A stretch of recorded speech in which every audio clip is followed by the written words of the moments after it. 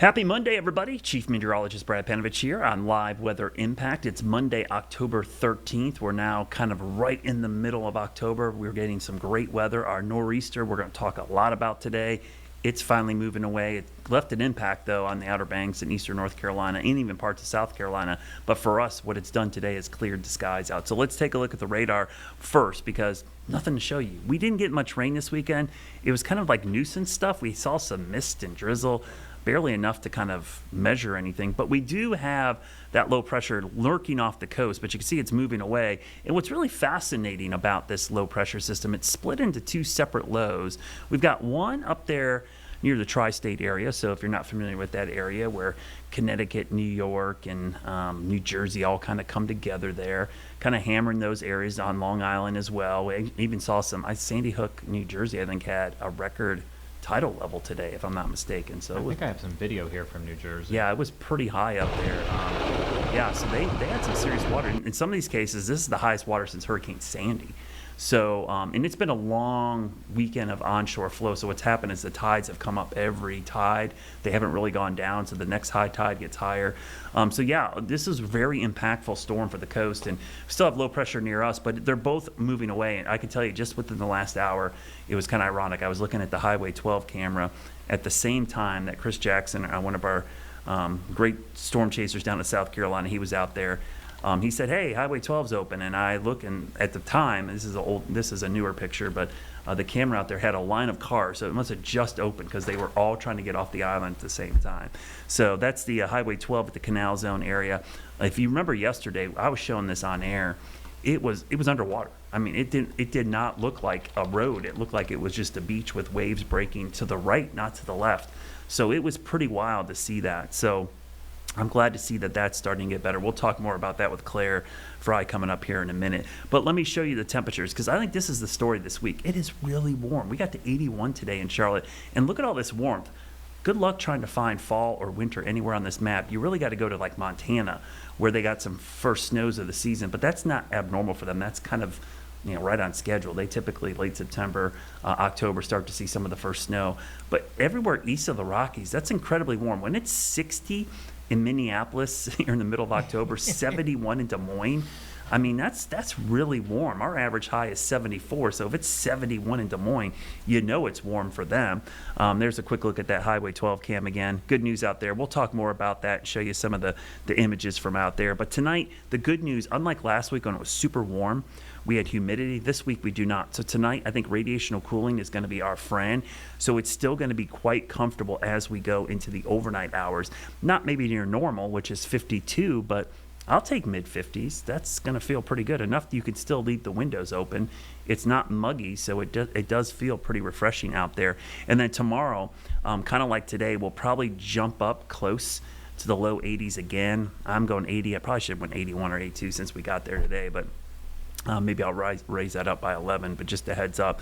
It's going to be another warm afternoon. Big diurnal swings, we call it. That's a fancy term for day-to-night temperature swings, and there'll be a bunch of those big ones this week. Now, what's interesting, late this week, a little backdoor dry front tries to head our way.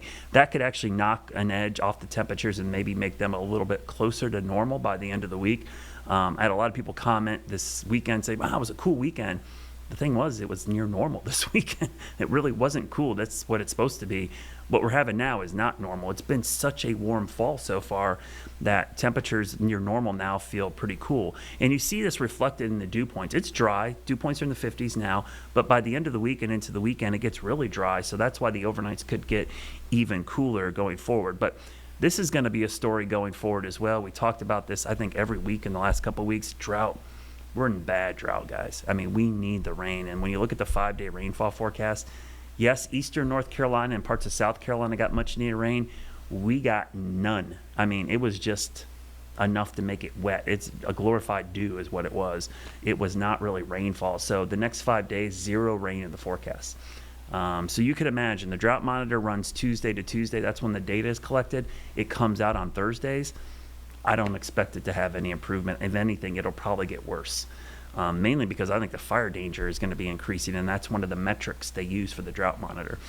6 to 10 day outlook, I'm all over social media. I see people posting about cold air on the way. I'm still waiting for it. We have not had that cold blast If anything, it's been a ridge of persistent high pressure for the next 6 to 10 days. And not only is it warm, it's dry for us because really the fronts have been bone dry.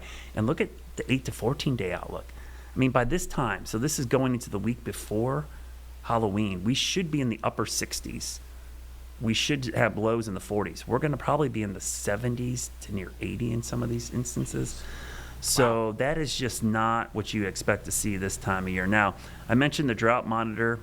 We got much near rain in eastern North Carolina. I'll quickly show you last week's drought monitor just to give you some perspective, because as it changes, you could see around the Charlotte area and southeast, it's in moderate drought. Abnormally dry for the mountains, and then really dry in eastern North Carolina, but that's where they got rain. So that area will see some improvement. What's going to happen, I think we're going to see a flip. Eastern part of the Carolinas will improve. Western part will see some negativity, probably in the opposite direction. Just does not look like a great setup for us to get any rain. A quick update in the tropics too. I mentioned this yesterday. We were watching a tropical wave. We had tropical storm Lorenzo, okay, formed this morning. No threat. Like most of the storms this season, I'm going to quickly show you the tracks this season because I think this is fascinating. I had someone ask me, when's the last time we haven't had a major hurricane hit the U.S.? And well, we probably don't have major hurricanes hit us that often, so it's not that abnormal, but this has definitely been a very weird steering current this year. Look at all the storms. I mean, we're up to the letter L, and only one of these has directly impacted the United States, and unfortunately it was us here in the Carolinas, Chantal, which is going to end up being the costliest system of the season for the United States. So certainly it's been active, just not for us here in the United States. Quick look at your Jerry Hunt Supercenter 7-day forecast. I mentioned how warm and dry it's going to be. Sunday's our hope, 40%. I wouldn't get too crazy about that. That's been trending down just like this past weekend was. Big weekend in the mountains, obviously fall color peaking. We're going to talk about that with Claire. Not only is it a big weekend in the mountains, but they've got a lot of festivals, fall color, and App State's homecoming this weekend. Here's a 10-day forecast, so this will give you an idea. Today's average is 74 and 52. By the time this is 10 days over, the average high is 70 and 47. So it is going to be warm. Stick around. We're going to talk nor'easter and fall color coming up with Claire Fry from WFMY. Stick around.